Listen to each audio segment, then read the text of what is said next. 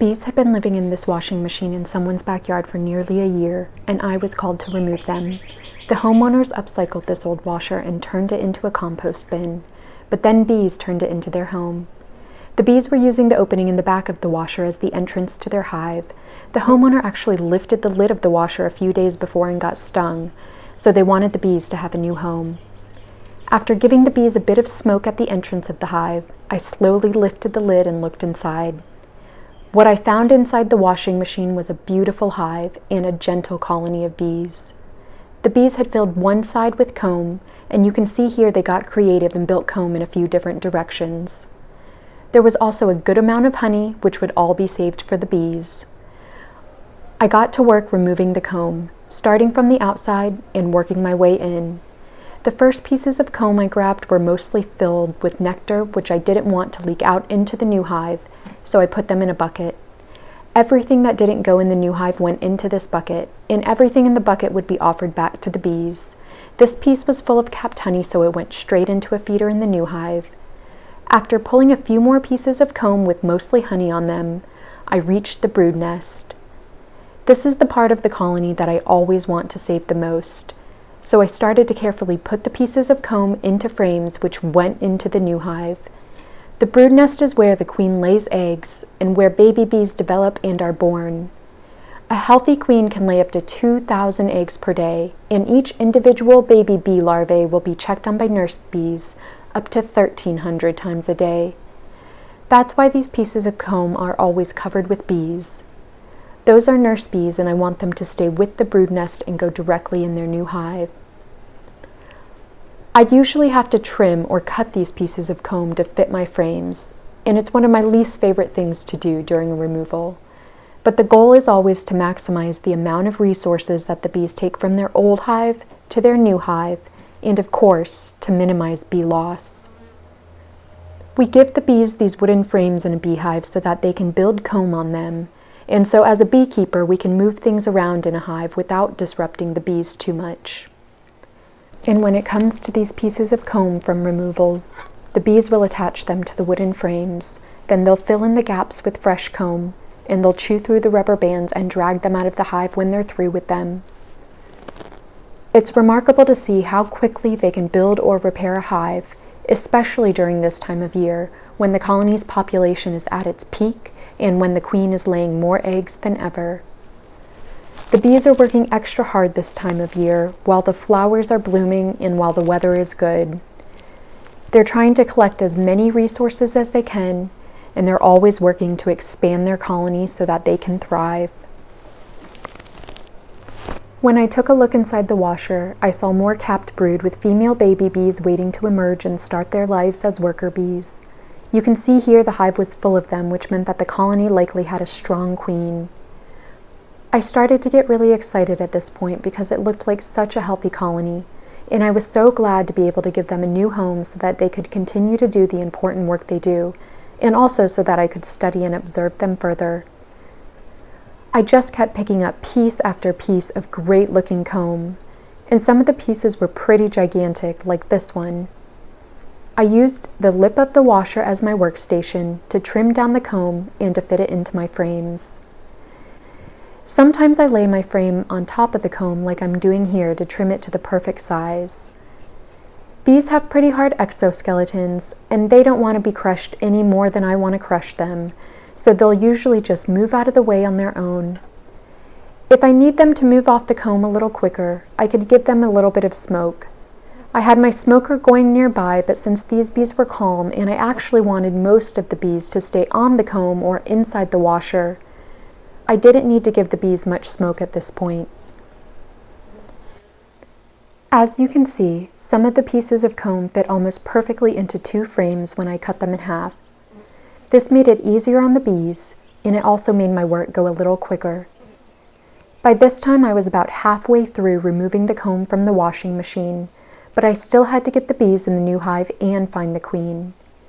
It was around noon and about 95 degrees Fahrenheit that day, which is one reason you don't see me in more protective gear like a bee suit or bee gloves. I always wear protective equipment when I need to. But as you can see here, these bees were not trying to sting me, and I could work alongside them more comfortably in less gear on this particular day.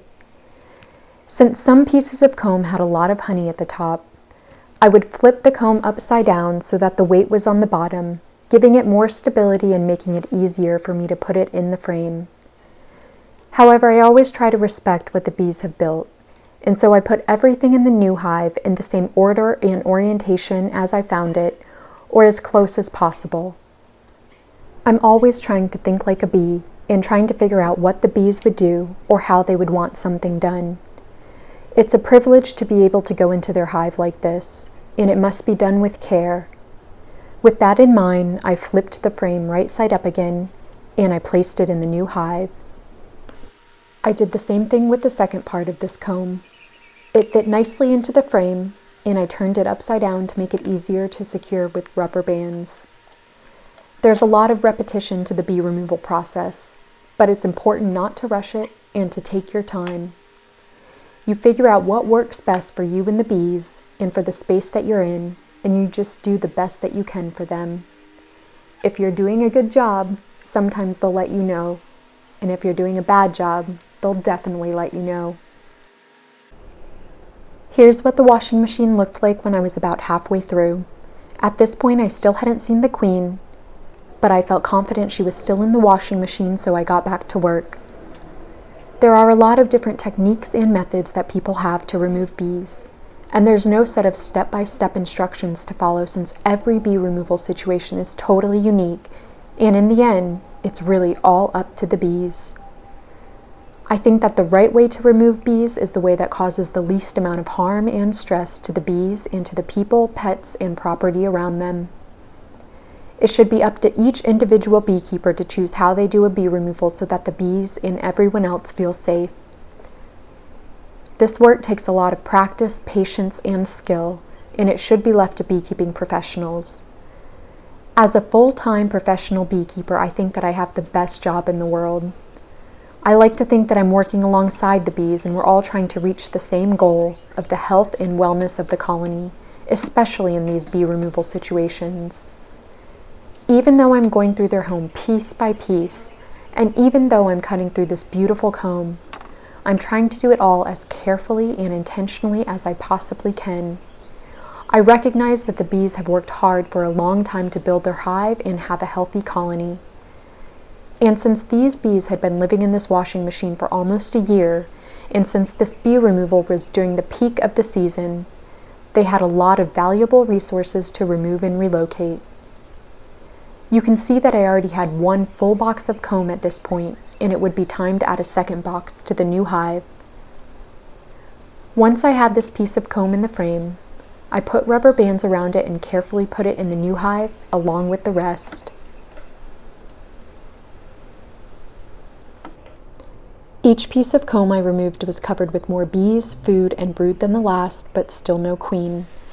I continued to remove the final pieces of comb and cut them to put them into the frames. Because of the way the bees had built the comb in so many different directions, it made it more difficult to find the queen, so I wanted to get as much of it out of the way as I could before I started to remove more bees. Sometimes I get lucky and pull a piece of comb out and spot the queen right on top, but there were so many good places for her to hide in this washing machine. I thought the queen would try to stay in the machine for as long as possible. The bees were also not giving me any signals that she had moved somewhere else, but as I neared the end, I noticed a lot of the bees themselves were moving somewhere else. They were moving to the backside of the washing machine. This is what that looked like. It was pretty much a solid wall of bees, and it was pretty cool to see from above because I usually don't get that vantage point. Since it was hard for me to get to the backside of the washing machine, I thought I would start by removing bees from the inside of the washer first. So I just started to scoop bees up with my hands and put them into the new hive. Most of the time I can do this without the bees stinging me, and this time was no different. As I was scooping bees and searching for the queen, I saw something pretty cool happening. I saw this undertaker bee carrying a dead drone pupae out of the hive. Every bee in the colony has a job, and it was this bee's job to move dead bees out of the hive to make way for new bees. I really hadn't removed too many bees from the inside of the washing machine at this point, but I had my phone out of my pocket to take the previous video of the Undertaker beat, and to take this quick video to show y'all what it looked like in there. As I was taking this video and watching the screen, I suddenly spotted the queen. This is exactly how she was when I first saw her. I'll give you a moment to look for her, but she's mostly covered up by other bees, and you can really only see a tiny portion of her abdomen. Her beautiful reddish coloring is what caught my eye, and there she is.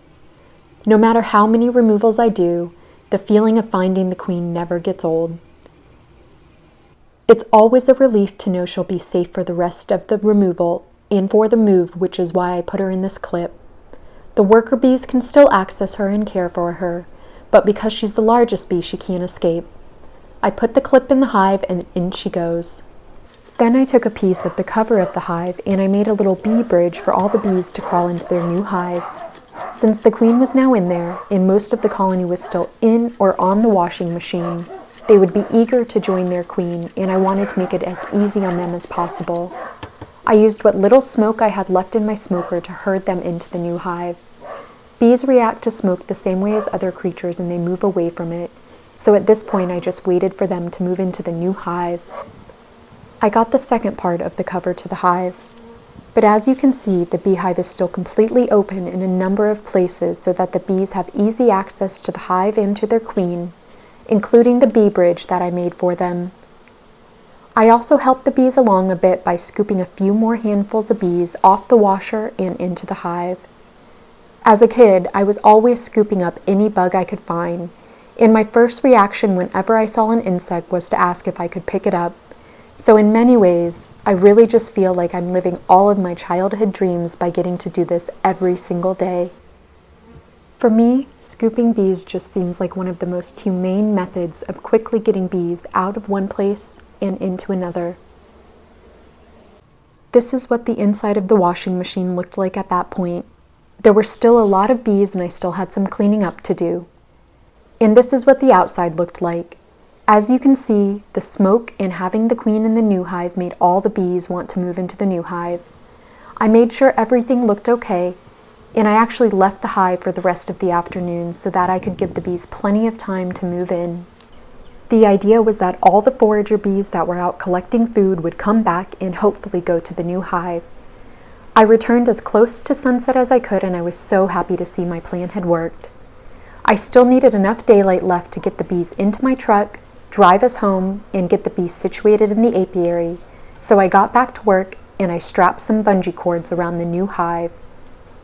Then I got my cart to help me move the hive out of the backyard.